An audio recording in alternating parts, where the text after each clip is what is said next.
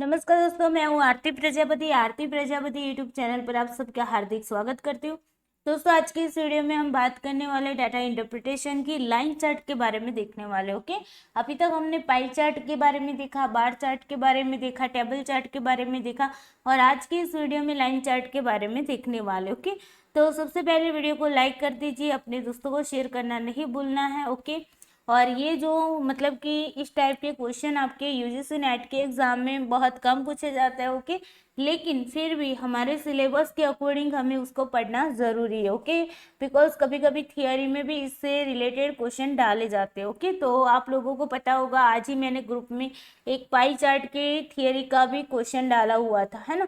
तो इसी तरीके से आपको थियोरी बेस्ड भी क्वेश्चन पूछे जाते हैं डीआई के अंदर। ओके, जो जो कि मैंने आज सुबह जो मतलब कि ग्रुप के अंदर डाला था क्वेश्चन, वो 2020 में पूछा गया क्वेश्चन था। ओके, तो इसीलिए हमें थियरी करनी बहुत ही ज़रूरी है, इम्पोर्टेंट है। बाकी की सारी चीज़ें जो होती है वो तो सभी में सेम टू सेम चलती है। ओके, जैसे कि परसेंटेज निकालो, रेशियो निकालो, एवरेज निकालो, वो सारी चीज़ें आपकी सेम टू सेम रहती है। ओके, तो चलिए चलते हैं और थोड़ी सी नोटिफिकेशन देख लेते हैं। ये मेरी यूट्यूब चैनल है, पेपर 1 के लिए है। ओके, तो पेपर 1 के लिए आप लोगों ने अगर अभी तक इस चैनल को सब्सक्राइब नहीं किया तो सब्सक्राइब करके रखिए। ओके, और पेपर 2 साइकोलॉजी वाले बच्चों के लिए मेरी दूसरी चैनल है जिसका नाम है स्टडी ऑफ साइकोलॉजी।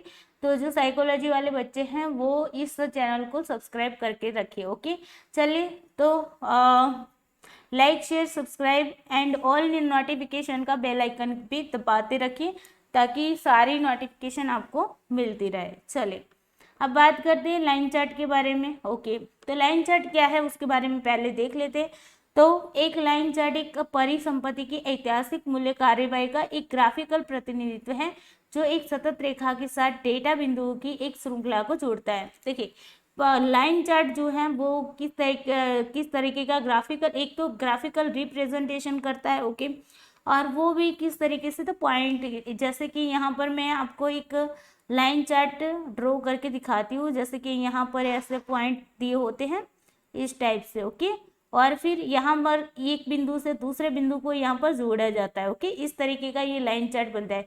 फिर दूसरे ऐसे मतलब कि पॉइंट के साथ वो जुड़े होते हैं इस तरीके से। ओके, तो इस तरीके से उसको रिप्रेजेंट किया जाता है। Okay, clear. तो ये है आपका लाइन चार्ट। यह वित्त में उपयोग किया जाने वाला सबसे बुनियादी प्रकार का चार्ट है। ओके, ये क्या होता है कि बेसिकली फाइनेंस के अंदर इसका यूज बहुत ज़्यादा किया जाता है। ओके, और ये आमतौर पर केवल समय के साथ सुरक्षा के बंद होने वाले मूल्यों को दर्शाता है। ये मोस्टली क्या बताता है कि जो सिक्योरिटीज क्लोजिंग प्राइस है उसको बताता है ओवर टाइम। ओके, यहाँ पर जैसे कि मान लो कि अगर आप एक महीने का मतलब कि बताते हो, तो एक महीने के अंदर आपने मतलब कि कितना ग्रो किया, कितना मतलब कि आपकी, मान लो कि आज पहली डेट थी तो पहली डेट को मतलब कि वो ज़्यादा हुए कम हुए, जैसे कि मान लो ये दूसरी डेट को क्या हुआ, तीसरी डेट को, मतलब टाइम के रिलेटेड ये है। ओके, आपको इतना ही याद रखना है, टाइम के रिलेटेड है।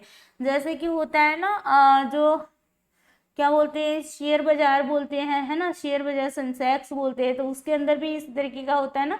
डेली की मतलब कि जो भी वैल्यू होती है वो कम होती रहती है, ज़्यादा होती रहती है, तो उसका उसका एक ग्राफ प्रेजेंट किया जाता है। वो ग्राफ होता है आपका line chart. Okay, line chart के माध्यम से उसे प्रेजेंट किया जाता है। ओके, लाइन चार्ट को भी किसी भी समय सीमा के लिए किया जा सकता है, लेकिन वे अक्सर दिन प्रतिदिन के मूल्य परिवर्तनों का उपयोग करते हैं। ओके, मतलब डे टू डे जो प्राइस चेंजिंग होती रहती है उसके बारे में हमें बताता है। ओके, लाइन चार्ट का यूज वहां पर ज़्यादा किया जाता है कि डे टू डे आपको जो भी प्राइस कम ज़्यादा होती रहती है ना, जैसे कि गोल्ड की प्राइस है वो ज़्यादा कम होती रहती है डे टू डे, है ना, तो उसको अगर प्रेजेंट करना है तो हम लाइन चार्ट का यूज़ करते हैं। ओके, चलिए आगे देखते हैं। एक लाइन चार्ट व्यापारियों को एक स्पष्ट दृश्य देता है कि एक सुरक्षा की कीमत एक निश्चित समय अवधि में कहाँ चली गई। ओके, यहाँ पर क्या होती है कि जो भी मतलब कि उसका ट्रेंड क्या रहा है, ओके, इसके बारे में बताता है। ओके, जो भी व्यापारी होते हैं उनको बताता है कि भाई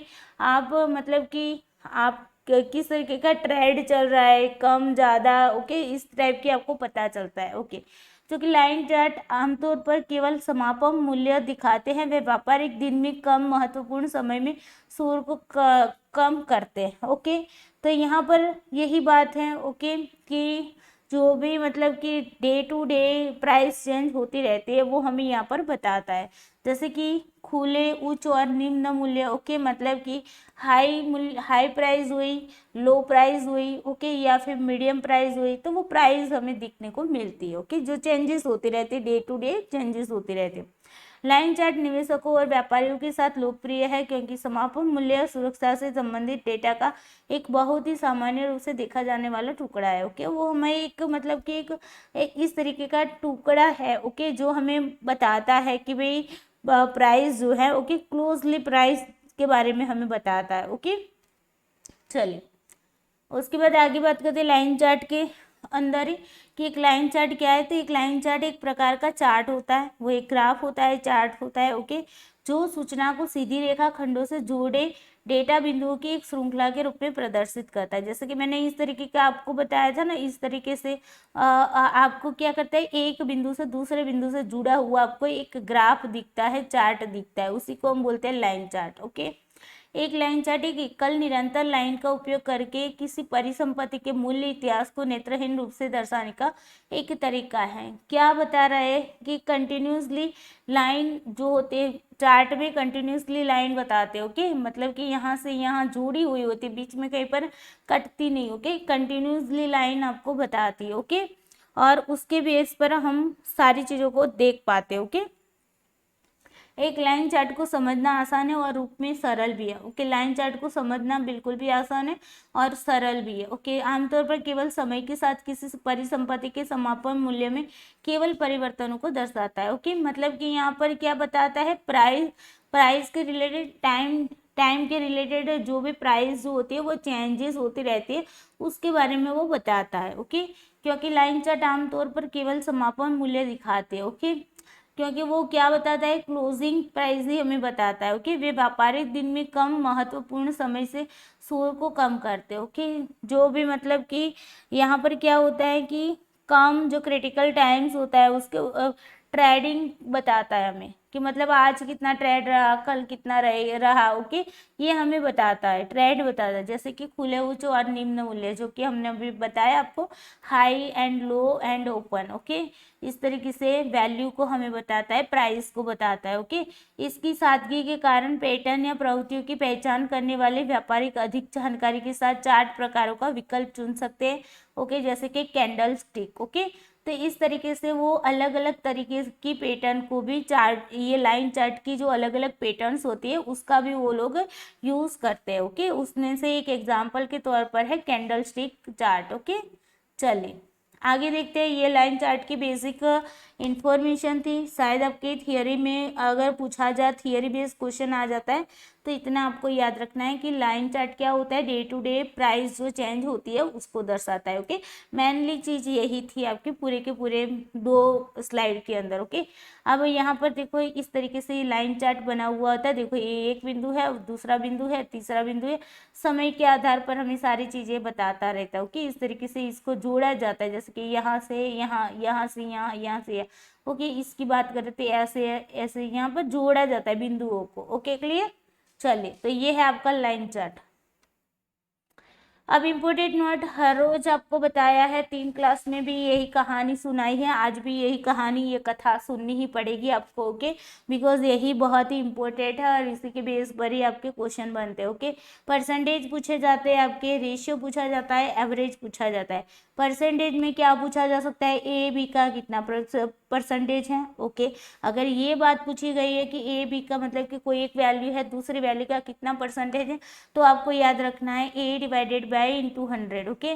मतलब कि एक वैल्यू है वो दूसरी वैल्यू से कितना परसेंटेज ज़्यादा है, तो उसके रिलेटेड आपको इस तरीके से करना है, ओके। जैसे कि मान लो कि 50 है, वो 100 का कितना प्रतिशत है, 100 का कितना प्रतिशत है। अगर प्रतिशत में लाना है तो हमने क्या बताया आपको, इंटू 100 कर दो, ओके। और ये देखो बड़ी मूल्य में से छोटी मूल्य क्या होगा, है ना, तो यहाँ पर बड़ी वैल्यू क्या है, 100 है और ये 50 है, ओके। अगर यहाँ पर बस ये का वाला याद रखना है, जिसके पीछे का लगा ना उसको नीचे की ओर लगा लो, ओके। चलो अब देखो 100 चले गए, 50% इज द करेक्ट आंसर। इसी तरीके से ए बी से या तो फिर ए बी का कि कितना प्रतिशत ज्यादा वृद्धि या कम या कमी है। ओके, वृद्धि पूछी हो या ज्यादा पूछा हो, ओके, उसके मामले में, या फिर कमी या कम पूछा हो उसके मामले में। ओके, तो आपको करना क्या है, अगर ज्यादा पूछा है तो पहले देखो करना क्या, ज्यादा, कमी, वृद्धि, कम, या जो भी ये जो वर्ड्स मैंने दिए है ना वो अगर मिल जाते हैं ना, तो पहले तो दोनों दोनों वैल्यू की क्या निकालना है, डिफरेंस निकालना है, दोनों वैल्यू की डिफरेंस निकालना। ओके, और उसके बाद इन डिफरेंस, जैसे कि सपोजली ये ए एंड बी की बात हो रही तो ए माइनस बी करेंगे। ओके, बड़ी संख्या में से छोटी संख्या को माइनस करना है, जब ये डिफरेंस करते हो तब बड़ी संख्या में से छोटी संख्या को माइनस करना है। ओके, अब नीचे कौन सी संख्या रहेगी, अगर ज्यादा पूछा है तो छोटी वाली रहेगी। ओके, छोटी वाली वैल्यू रहेगी, और इंटू 100, बिकॉज इंटू 100 क्यों है, क्योंकि हमें क्या करना है, प्रतिशत में लाना है, इसीलिए इंटू 100 करेंगे। ओके, अगर आपको कम की बात की जा रही है तो आप क्या करोगे, a माइनस बी, मतलब कि बड़ी में से छोटी संख्या आपको माइनस करनी है। ओके, अब देखो यहाँ पर कम की बात आ रही है ना, तो यहाँ पर आपको कौन सी बड़ी वाली संख्या को नीचे रखना है। ओके, इंटू 100 कर देना है, बस ये आपको याद रखना है इतना। ओके, तब जाके आप क्या कर सकते हो, वृद्धि, कमी, ज्यादा, कम, ओके, इनके बारे में परसेंटेज में आंसर ला सकते हो। ओके, अब यहाँ पर पूछा है ए का b% कितना होता है। ओके, अगर मैं आपको कह दूं कि 100 का मान लो 100 का 70% कितना होता है। ओके, 100 का 70% कितना होता है। ओके, ये पूछा है मैंने आपको, है ना, तो यहाँ पर आपको क्या करना है, इन दो वैल्यू को क्या करना है, गुना करना है। और यहाँ पर देखो कितना होता है, यहाँ पर परसेंटेज नहीं पूछा, कितना होता है इतना पूछा है, कितना होता है मतलब नंबर्स में आपको पूछा जा रहा है। ओके, तो यहाँ पर क्या करना है आपको, यहाँ पर अगर आपको परसेंटेज को हटाना होगा, है ना, कितना होता है, तो कब पता चलेगा, जब आप परसेंटेज को हटाओगे। ये परसेंटेज की बात हो रही है कि 100 का 70% कितना होता है, तो प्रतिशत को हटाना पड़ेगा। अगर हटाने के केस आते हैं तो आपको क्या करना पड़ेगा, भाग कर देना है 100 से। ओके, जैसे कि यहाँ पर हम इंटू 100 कर रहे थे, क्यों, क्योंकि हमें परसेंटेज में लाना था। अगर परसेंटेज को हटाना है तो हम क्या करेंगे, डिवाइडेड 100 करेंगे। ओके, तो बस यही काम करना है। देखो 100 चले गए, आपके पास 70 आ गए, मतलब कि 100 जो है वो 70%, 100 का 70% कितना होता है, 70 होता है। समझ आए चीजों को। ओके, तो इस तरीके से आंसर करना है। अब रेशियो की बात आती है, तो रेशियो कैसे, कुछ बच्चों रेशियो में कंफ्यूज होते हैं। अब देखो रेशियो में अगर ये बोल दूं A/B, तो इसका मतलब क्या होगा, A/B। ओके, ये याद रखना है और कुछ भी नहीं। A/B कहाँ जाए तो A/B, ये इतना याद रखना है।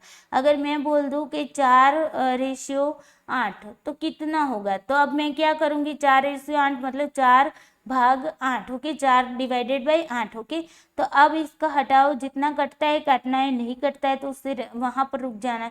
तो 4×2 = 8। तो अब देखो ऊपर की ओर कुछ भी नहीं है ना, तो भाग के संदर्भ में अगर कुछ भी नहीं रहता तो उसका मतलब 1 हो जाता है। ओके, तो 1/2, 1/2 आपका आंसर आ गया। Okay, clear. तो इस तरीके से अगर मुझे इसको रेशियो में नहीं लिखना है तो क्या लिखूंगी, 1/2।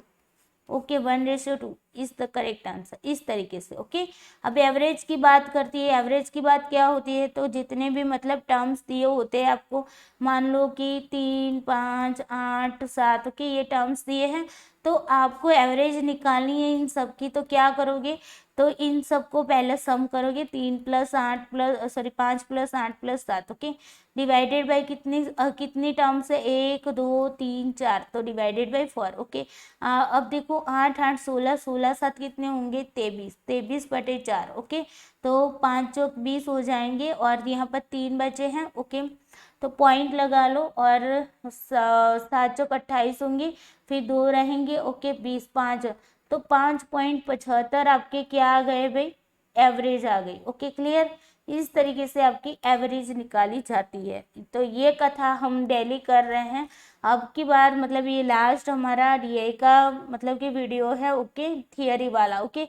फिर बाद में आपको जो भी वीडियो मिलेंगे वो डेली आपके 2021 के अंदर डीआई के जो क्वेश्चन पूछे गए हैं उसको डेली एक क्वेश्चन में कराऊंगी। एक क्वेश्चन मतलब कि एक डीआई करवाऊंगी और एक डीआई के अंदर 5 क्वेश्चन पूछे जाते हैं, ओके।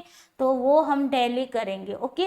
लेकिन जब हम वो डेली करेंगे तब ये कहानी नहीं सुनाऊंगी, ये कथा हम नहीं करेंगे, ओके। ये थियरी बेस्ड था, मतलब इसीलिए हमने यहाँ पर ये कथा सुनानी पड़ी है, ओके। जिन बच्चों को बिल्कुल भी बेसिक से नहीं आता है वो लोग ये 4 क्लास जरूर से देखेंगे, ओके। उसके बाद ही डीआई के क्वेश्चन सॉल्व करेंगे। चलिए अब आते हैं क्वेश्चन की ओर। अब देखो ये जो मैंने लिया है ना वो जी सेट के पेपर में पूछा गया है, ओके। जी सेट के पेपर में इस टाइप के क्वेश्चन पूछे जाते हैं, पाई चार्ट के भी पूछे जाते हैं, लाइन चार्ट के भी बहुत बार पूछे गए हैं, टेबल चार्ट के कम पूछे जाते हैं, लेकिन मोस्टली पाई चार्ट और लाइन चार्ट के पूछे जाते हैं, ओके, और बार चार्ट के पूछे जाते हैं। तो यहाँ पर हमने जी सेट का ये क्वेश्चन लिया हुआ है, ओके। 3 क्वेश्चन पूछे गए थे, 2 मैंने अपने आप से बनाकर इसमें अंदर इन्वॉल्व कर दिया, ओके।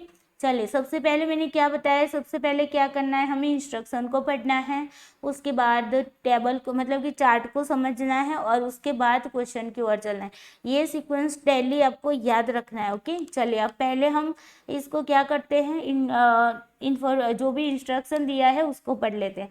तो निम्नलिखित ग्राफ 2005 से 2009 की अवधि में अप्रैल के महीने में एक कंपनी में शामिल होने और छोड़ने वाले कर्मचारियों की संख्या को रिकॉर्ड करते हैं। देखो यहाँ पर जो भी मतलब कि डाटा दिया गया है वो क्या है, 2005 से लेकर 2009 की अवधि में अप्रैल महीने में एक कंपनी के अंदर जितने भी मतलब शामिल हो रहे हैं, ओके, ज्वाइन होने वाले जो भी कर्मचारी है, ओके, और छोड़ के जाने वाले मतलब लेफ्ट होने वाले, कंपनी को लेफ्ट करने वाले जितने भी कर्मचारी हैं उनकी संख्या का रिकॉर्ड दिया हुआ है, ओके। और वो भी अप्रैल महीने का ही दिया, ओके, मतलब कि अप्रैल महीने में ही ऐड होते हैं और अपने अप्रैल महीने में ही वो जाते हैं, मतलब क्योंकि मतलब कि 2005 अप्रैल में आए तो 2006 अप्रैल में वो चले जाएंगे, मतलब कि 2006 अप्रैल में वो मतलब कि जितने गए और फिर उसके अलावा के नए आएंगे, ओके। इस तरीके से याद रखना है। कंपनी में कर्मचारी की प्रारंभिक संख्या 1000 है, ओके, मतलब कि कंपनी के अंदर सबसे पहली संख्या जो थी, प्रारंभिक संख्या कितनी थी, 1000 थी, ओके, क्लियर। अब चार्ट को समझ लेते हैं। देखिए यहाँ पर आपको कर्मचारी की संख्या दी है, ओके, ये सारी कर्मचारी की संख्या है, ओके। और ये यहाँ पर ईयर दिया हुआ है, क्या दिया है, ईयर दिया है, ओके। और यहाँ पर आपको सिंबलिंग किया हुआ है कि इसका मतलब क्या है, ओके।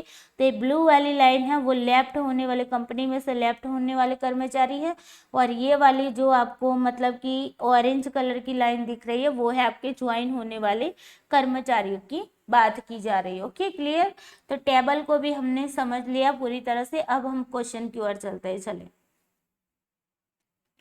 क्वेश्चन नंबर पहला कह रहा है आपको कि 2005 में कर्मचारियों की कुल संख्या का 2006 में कर्मचारियों की कुल संख्या से अनुपात है, ओके। मतलब कि 2005 के कर्मचारी और 2006 के कुल कर्मचारी हैं, उनका अनुपात रेशियो निकालना है। चले कैसे निकालोगे, तो देखो सबसे पहले 2005 में देखो, अब देखो शुरुआत हमारी 2005 से हो रही है और यहाँ पर प्रारंभिक संख्या हमें दी है 1000, है ना।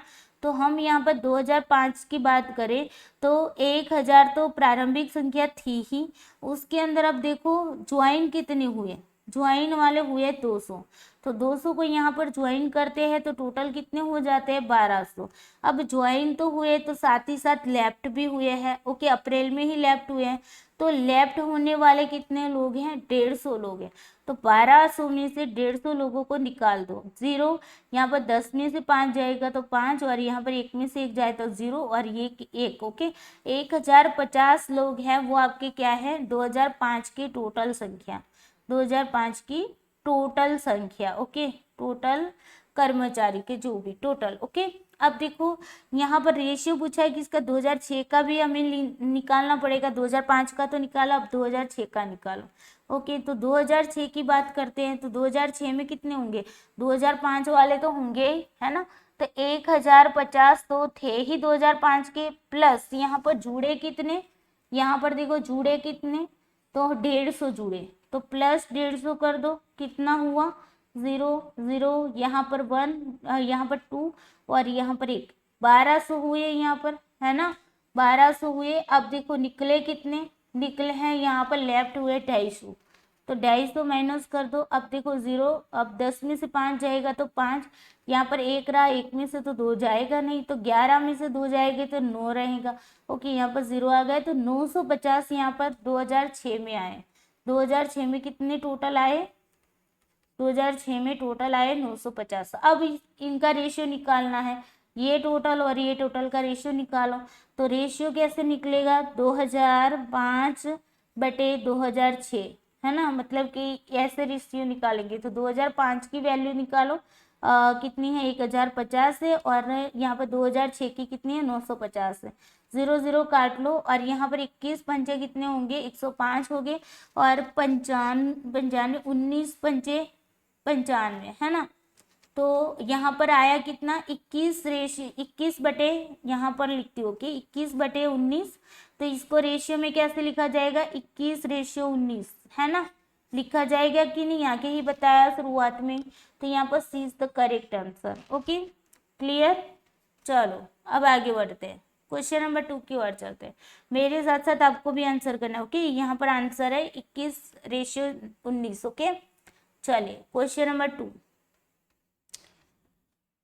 क्वेश्चन नंबर 2 कह रहा है कि 2005 में कंपनी में कुल कितने कर्मचारी कार्यरत थे। चलो जी, अब इजी क्वेश्चन, आपने आगे कैलकुलेशन करके ही रखी थी, बस देखना है और आंसर करना है। चलो, 2005 में कंपनी में कुल कितने कर्मचारी कार्यरत थे, तो देखो यहाँ पर ही आंसर किया हमने, टोटल कर्मचारी, है ना, कहाँ गए ये वाले, टोटल कर्मचारी कितने हैं 1050 है ना। तो अब देखो कितनी इजी कैलकुलेशन हो गई, आपने एक बार की और आंसर आ गया 1050। अगेन हम आपको बता देते हैं कैसे। तो हमने क्या बताया था, शुरुआत में 1000 थे, है ना, और यहाँ पर 2005 से शुरुआत हो रही है, 2005 की ही बात हो रही, प्लस कितने ऐड हुए थे, तो 200 ऐड हुए थे। ओके, तो यहाँ पर आंसर कितना आया था 1200 आया था। लेफ्ट भी तो हुए हैं, लेफ्ट कितने हुए 150 हुए। ओके, तो 0 यहाँ पर 10 में से 5 गए तो 5, यहाँ पर 1 में से 1 जाए 0 और 1। Okay, 1050 is the correct answer. Clear.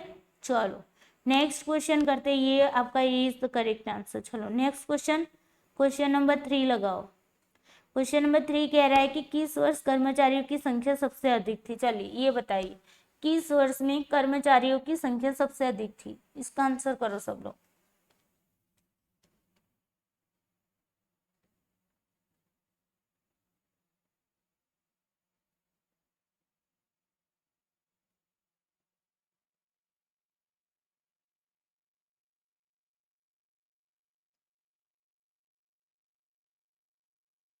चले, तो यहाँ पर देखते हैं किस वर्ष कर्मचारियों की संख्या सबसे अधिक थी। तो देखो सबसे पहले 5 में तो हमने निकाली 1050 निकाली थी, है ना। अब देखो 2007 8 9 पूछे गए, तो 2007 की निकालो, 6 की तो हमने निकाल रखी थी 950 आई थी, इसकी आई थी 1050 आई थी। अब देखो 2007 की निकालो, जो निकाली गई है ना उस वैल्यू को बार बार नहीं निकालेंगे। ओके, 2007 की बात करते हैं, तो 2006 में कितनी आई थी आपके 950 आई थी। ओके, मैं आपको दिखा देती हूँ कितनी आई थी।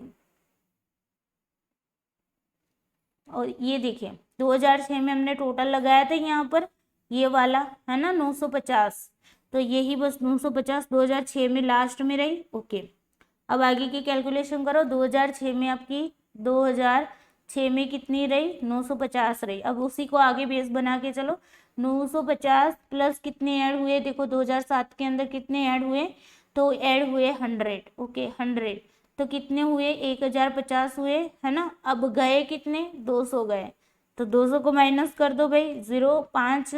ओके, 10 में से 2 जाएंगे तो 8, 850 आपकी 2007 की वैल्यू आई। ओके, उसके बाद आगे चलो 2008 को, 2008 में जाएंगे तो यहाँ पर 200 850 तो थी ही, प्लस कितने हुए भाई 2008 के अंदर हुए 150 ऐड हुए, है ना। तो कितने हुए 0 0 1 8 1 9 1 10। ओके, 1000 हुए। अब लेफ्ट कितने हुए हैं 100 हुए, तो -100 इज इक्वल टू कितने हुए 900 हुए 2008 2008 के अंदर, ओके 2008 के अंदर 900 हुए, 2007 के अंदर 850 हुए थे, ओके 2007 के अंदर 2006 के अंदर 950 हुए थे, 2005 के अंदर 1050 हुए थे, ओके। अभी हमें 2009 की बारी आती है, तो देखो इसी को बेस बनाकर चलो। 2009 की बात करो तो 900 प्लस कितने हुए थे भाई, 900 थे ही, और फिर ऐड कितने हुए, ऐड हुए आपके 100, तो आए कितने टोटल आपके 1000, माइनस यहाँ पर लेफ्ट कितने हुए हैं 200, तो आए कितने आपके पास 800। क्लियर। तो यहाँ पर अब देखो कि सबसे अधिक कहाँ पर दिख रही है, चलो सबसे अधिक कहाँ पर दिख रही है, तो 2005 में दिख रही है ना, तो A is the correct answer. Clear.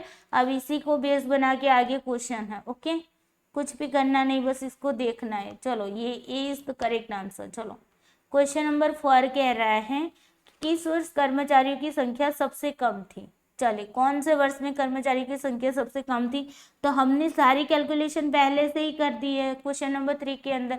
अब इनमें से बता दो कहाँ पर सबसे कम है, तो आप बताओगी ये वाली सबसे कम है, ओके। और ये वाली कौन सी थी भाई, 2009 की वैल्यू थी, है ना, तो 2009 में सबसे कम थी। देखो 2005 के अंदर थी आपकी 1050, और 2006 में थी 950, 2006 में थी 950, 2007 में हुई आपकी 850, 2008 में हुई आपकी 900, और 2009 में हुई आपकी 800, ओके। तो 800 सबसे कम है, तो आपका आएगा आंसर 2009, ओके।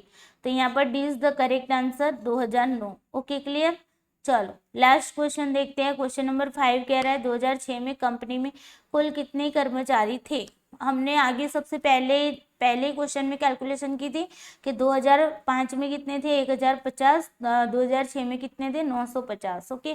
तो 950 इज द करेक्ट आंसर। कैसे आया था आपको पता है ना कि 2005 में हमने 1050 किए थे, 2005 के अंदर हमें 1050 लास्ट में मिले थे। अब 2006 में आएंगे तो 1050 प्लस कितने हुए थे, ऐड कितने हुए हैं यहाँ पर, ऐड हुए 150, तो 150 ऐड हुए तो कितने हुए भाई 0 फिर यहाँ पर 1 आज गए 2, 1200 हुए, ओके।